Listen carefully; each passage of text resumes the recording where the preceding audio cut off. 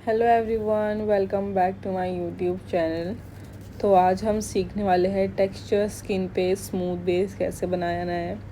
और हमारी जो मॉडल है उनकी जो स्किन टाइप थी वो एक्सट्रीमली ड्राई थी, तो हम एक्सट्रीमली ड्राई स्किन पे टेक्सचर स्किन होने के साथ कैसे बेस बनाएंगे, आज हमें वो सीखना है। जो हमारी ड्राई स्किन होती है उस पर डर होता है कि हमारा बेस पैची ना हो जाए या फ्लेकीनेस ना आ जाए हमारे बेस में। अगर फ्लेकीनेस हो तो बेस स्किन से पील होकर उतरने लगता है, तो उसे कैसे ट्रीट करना है कि हमारा बेस पील ना हो, आज हम वो भी सीखेंगे। तो हमारी जो मॉडल है उनकी स्किन आप देख सकते हो एक्सट्रीमली रेड भी है, उनके चीक्स वगैरह पर रेडनेस बहुत ज़्यादा है, तो हमें वो भी अच्छी तरीके से कवर करना है। तो हमने स्किन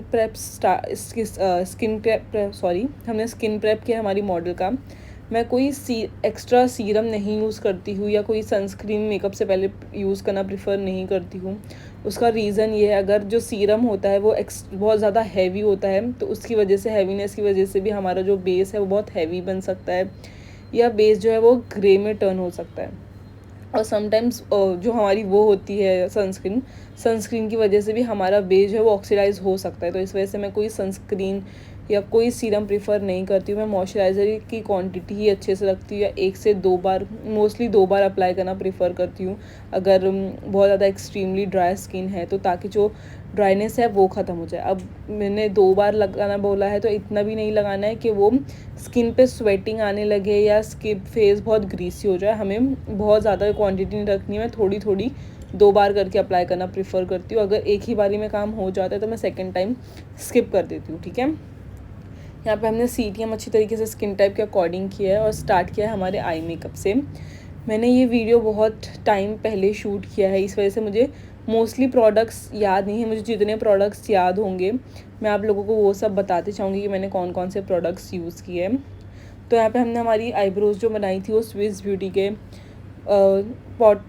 जेल लाइनर पोमेड आता है, उससे मैंने इनकी आईब्रोज बनाई है। इसके बाद हमने आई बेस अप्लाई किया है। आई बेस के लिए आप कंसीलर भी यूज़ कर सकते हो, फाउंडेशन भी यूज़ करते हो। मैंने जो यहाँ पे कंसीलर यूज़ किया था वो था रिकोड का फेयर कंसीलर था, मैंने वो यूज़ किया है और उसे अच्छी तरीके से पाउडर से लॉक कर दिया है। पाउडर लॉक करने से क्या होता है, हमारा जब कंसीलर है वो अपनी जगह पे अच्छी तरीके से सेट हो जाता है, और जब हम उस पर कलर प्लेस करते हैं ब्लेंड करने के लिए वो पैचेस नहीं क्रिएट करता है। अगर आप डायरेक्ट गीले बेस पे ही आई मेकअप करना स्टार्ट कर दे तो वो कहीं ना कहीं थोड़े बहुत पैचेस छोड़ ही देता है। इस वजह से मैं प्रेफर करती हूँ उसे पाउडर से सेट करना, ठीक है। यहाँ पे हमने फर्स्ट ट्रांसलेशन जो है हमारा लाइट ब्राउन कलर लिया था। अभी हमने अच्छी तरीके से पहले आई मेकअप डन किया, आई मेकअप डन करने के बाद हम बेस पे आएंगे, ठीक है। उसके बाद हमने आईज़ पे डेप्थ क्रिएट करने के लिए यहाँ पे एक डार्क ब्राउन कलर का आई शेडो लिया है। अगर आपको थोड़ा स्मोकी लुक देना है तो आप यहाँ पे ब्लैक भी यूज़ कर सकते हो, बट मैंने स्मोकी लुक बहुत क्रिएट कर चुकी हूँ, इस वजह से मैंने यहाँ पे ब्लैक को स्किप करके डार्क ब्राउन ही रखा है। डार्क ब्राउन अप्लाई करने के बाद मैंने अगेन थोड़ा फिनिशिंग देने के लिए, तो क्योंकि हमारा जो फर्स्ट ट्रांजेक्शन था वो मुझे थोड़ा लाइट लगा, तो उसे हल्का सा डार्क करने के लिए मैंने लाइट ब्राउन कलर लिया है।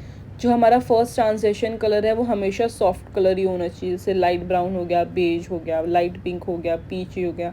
मैं यही हमेशा कलर्स प्रीफर करती हूँ, मोस्टली मैं ब्राउन्स में ही प्रीफर करती हूँ क्योंकि मुझे पिंक्स इतने पसंद नहीं आते। इसके बाद हमने अप्लाई किया है शिमर। जो हमारा आउटफिट था उसमें हल्का सा गोल्डन सिल्वर का वर्क था और वो ग्रीन कलर का आउटफिट था, तो मुझे आईज़ में पॉप ऑफ कलर देना था, इस वजह से मैंने जो यहाँ पे आईलाइनर है वो ग्रीन रखा है। मैंने यहाँ पे काजल यूज़ नहीं किया है, मैंने ग्रीन कलर का आई शेडो यूज़ किया और उससे ही लाइनर बनाया है, क्योंकि आईज़ में स्पेस अच्छी खासी थी, मतलब अच्छी ज़्यादा स्पेस थी, तो इस वजह से मैंने जो लाइनर है वो थोड़ा मोटा रखा है। वो डिपेंड करता है कि आइज़ कितनी है। अगर आइज़ छोटी है तो आप लाइनर पतला लगाएंगे, अगर आइज़ बड़ी है तो आप आईलाइनर मोटा भी लगा सकते हो। वो टोटली आप पे डिपेंड करता है कि आपको कैसा पसंद है और आपकी क्लाइंट की कैसी चॉइस है। क्योंकि अगर आप छोटी आँख पे मोटा लाइनर लगाते हो तो आई मेकअप वहाँ पे खुद ब खुद पूरा ढक जाता है। इस वजह से मैं आइज़ पे डिपेंड करता है कि आपको अगर बड़ी आँखें है तो आप थोड़ा मोटा लाइनर अप्लाई कर सकते हैं, अगर छोटी आँखें है तो आप पतला लाइनर ही अप्लाई करेंगे। यहाँ पे मैंने हमारा स्मज लाइनर जो था स्मज लाइनर था वो अच्छी तरीके से कंप्लीट हो गया है। इसके बाद जो फेस पे एक्स्ट्रा डस्ट गिरी थी मैंने उसे अच्छे तरीके से क्लीन कर लिया है। क्लीन करने के बाद मैंने हल्का सा मॉइस्चराइज़र दोबारा लगाया है ताकि फाउंडेशन वगैरह लगाने के बाद हमारा बेस ड्राई ना पड़े, ठीक है। अब बेस स्टार्ट हो रहा है, आप लोगों को बेस को अच्छी तरीके से नोटिस करना है, अच्छी तरीके से देखना है कि कहाँ कहाँ आपकी गलती होती है, आपको वो नोट डाउन करके रखना है ताकि आप वो गलतियाँ दोबारा ना करो, ठीक है। मॉइस्चराइज़र अप्लाई करने के बाद इनकी स्किन पे पोर्स बहुत थे और गड्ढे बहुत थे, तो मुझे एक ब्लरी इफेक्ट देना था। तो ब्लरी इफेक्ट देने के लिए यहाँ पे हम यूज़ करेंगे प्राइमर, ठीक है। तो हमें यूज़ करना है मैटिफाइंग प्राइमर। तो मैंने यहाँ पे यूज़ किया था रेने का बॉलीवुड फ़िल्टर, जो स्किन को क्या करेगा, स्किन को अच्छी तरीके से ब्लर कर देगा। इसके बाद स्किन पे रेडनेस बहुत ज़्यादा थी, पूरे फेस पे रेडनेस थी, जो फ़ोन में विजिबल नहीं हो रही है, बट पूरे फेस पे रेडनेस कुछ ज़्यादा थी।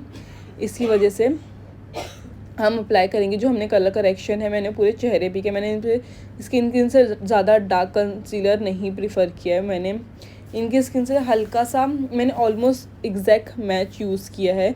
यहाँ पे अगर स्किन पे डार्कनेस ज़्यादा है तो आप थोड़ा डार्क कंसीलर यूज़ करेंगे, बट डार्कनेस इनके फेस पे ज़्यादा नहीं थी, सिर्फ हल्की सी अंडर आइज़ पे थी, तो इसलिए मैंने इन पर बहुत डार्क कंसीलर यूज़ करने की जगह थोड़ा सा स्किन टोन का कंसीलर यूज़ किया है, ठीक है। वो अप्लाई करने के बाद हम स्किन पे अच्छी तरीके से ब्लेंड कर लेंगे।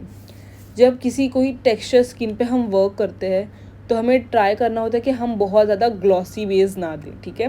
ग्लॉसी बेस जैसे आपने बहुत ज़्यादा हाइलाइटर अप्लाई किया है या बहुत ज़्यादा ग्लोई फाउंडेशन आप अप्लाई कर रहे हो, ऐसा नहीं करना है, क्योंकि जब आप बहुत ज़्यादा ग्लोई चीज़ें करोगे तो आपको जो टेक्स्चर है वो बहुत ज़्यादा विजिबल होगा, ठीक है।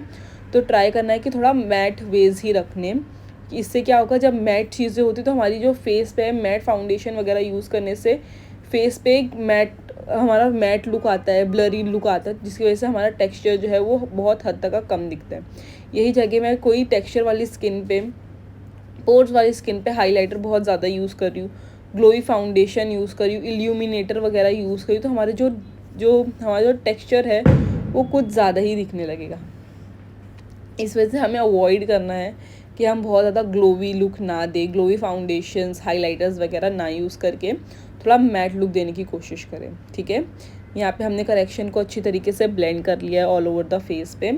इसके बाद मैंने जो फाउंडेशन यूज़ किया था वो फाउंडेशन था, मैंने 2 फाउंडेशन को यूज़ किया था क्योंकि इनकी स्किन एक्सट्रीमली ड्राई थी और टेक्स्चर भी बहुत ज़्यादा था, तो यहाँ पे हमने 2 फाउंडेशन को मिक्स किया था।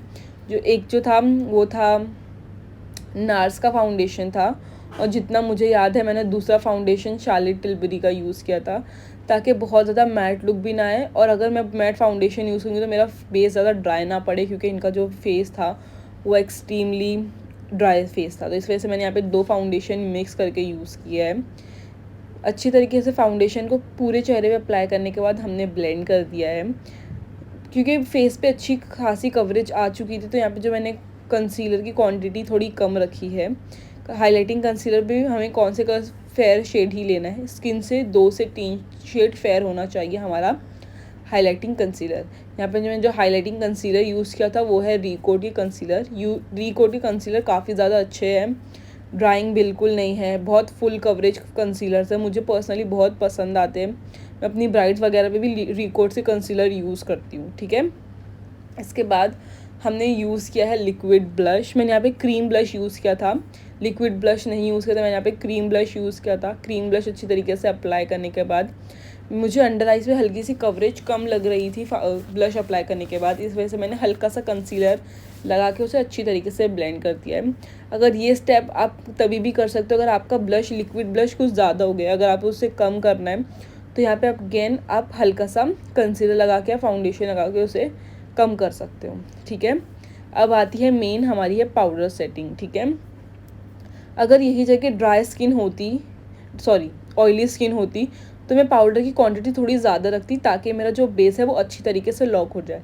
बट यहाँ पे मेरी स्किन जो है मॉडल की वो एक्सट्रीमली ड्राई स्किन है, तो मैंने पाउडर की क्वांटिटी यहीं पे थोड़ी कम रखी है। मैंने लगाया पूरे चेहरे पे, पर मैंने पाउडर की क्वांटिटी थोड़ी कम रखी है।